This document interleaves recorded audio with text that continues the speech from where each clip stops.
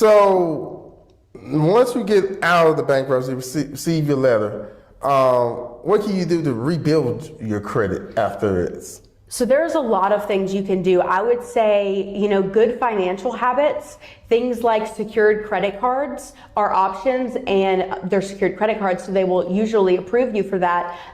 Things like if you need a new car, getting a car loan. Really making sure that you're participating in the financial aspect of your life and not just kind of hiding out of fear that they won't approve you.